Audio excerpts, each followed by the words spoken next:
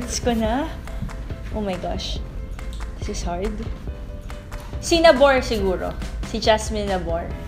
Wala, parang yung aura niya as a setter and as a teammate iba. Parang very young, very shy type. So, kailangan ko siguro siya maging teammate para medyo umingay siya. Hindi, joke lang. Yeah, parang napaka-positive niya lang ding na teammate. So, parang gusto ko siya maging teammate. Talaga, Alyssa Valdez, in terms of setting, grabe naman kayo guys. Hindi niyo okay ng setting. Siguro, they both have different, types or I don't know kung anong tawag sa style of setting. Siyempre, iba-iba din yung nagiging teammates sila. So, iba yung way of setting nila sa bawat player. So, in terms of setting, wala akong masasabi kasi hindi naman ako coach or setter para masabi kung sino mas magaling. And naging teammate ko sila both. Siguro, more importantly, natatrust nila ako as a teammate before and Gia nung college ako. So, yun lang naman. Para sila magaling. So, and kung pwede lang dalawa po yung setter sa loob ng court, diba? Bakit hindi? Yun lang din po yung tumanggap sa akin. Pwede ba yun? Hindi. Bakit volleyball? Siguro, I was trying to play a lot of sport din talaga when I was a kid. Basketball, badminton, everything. Pero, yung volleyball kasi parang exciting and na-challenge talaga ako sa volleyball kasi hindi talaga ako marunong tamaan yung bola. So, yun. Siguro yun yung reason. Well, I'm really excited kasi parang for the longest time, teammate ko talaga siya. Tsaka, sila talaga yung nilook up din namin na batch. After a long time din, I'm really excited to see Phil kung paano din siya maglalaro and yan nga, makakalaban ko siya. So, ayun, parang yung ate ko makakalaban ko naman. So, it's really inspiring also and nakaka-motivate din para mag-pursige ka pa to play better sa mga games. Kung sa preparation, siguro very late din tayo compared to all the teams na magre-represent ng countries nila. But I believe in all the talents we have here in the Philippines. So, ayun, we're really looking forward na makapag-perform tayo ng maayos sa national team for SEA Games and sana mas madami pa tayong masalihan na international competitions para yung experience natin, ma-apply natin yon sa mga darating pang international games and local games at the same time. Lahat naman may advantages and disadvantages.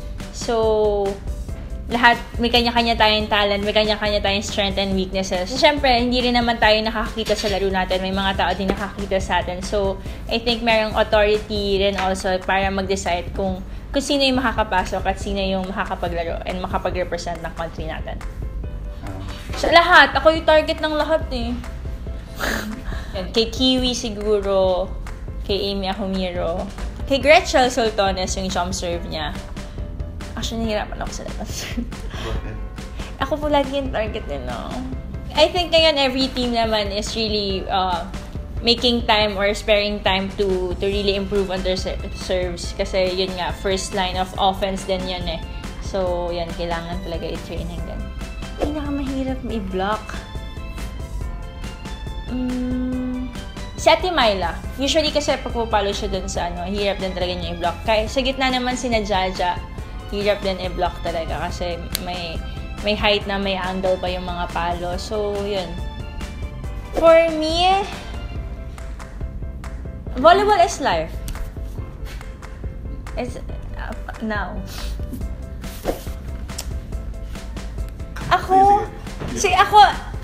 Honestly, iba-iba kasi yung, hindi rin kasi ako masyado nakakanood ng So, every love team naman appreciate ko, pero pag Piolo, Alyssa, iba talaga. Hindi.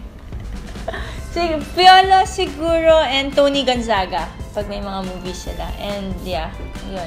Recently, pinanood ko yung movie ng Katniel na Can't Help Falling in Love and then yung Liscan also yung My X and Y. So, medyo updated din naman ako and na-appreciate ko lang lahat nung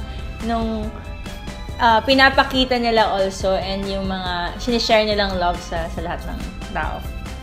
This season, ang hirap kasi. Yung gusto ko maging MVP or yung sa tingin ko na mag-MVP? alam mo yung laro ni na EJ, ni na CC, Rondina, sila Jaja, parang naabutan ko kasi lahat ng mga bata pa talaga. Sobrang nag-mature talaga sila as a player talaga and as a leader. So, yun yung maganda. Also, si Mitch Morante. And, syempre si Majoy, andyan din for the longest time. Season 77, naglalaro na din talaga siya. Grabe yung, hindi lang improvement sa skills, talaga makikita mo talaga yung leadership nila. So, yung, bahala na dyan yung stat kung sino talaga yung magiging MVP. But I think, one of the most important thing na nakita talaga natin lahat, lumaban talaga sila, not only for themselves, pero para talaga sa team at mararamdaman talaga at nakikita natin yan pag naglalaro sila.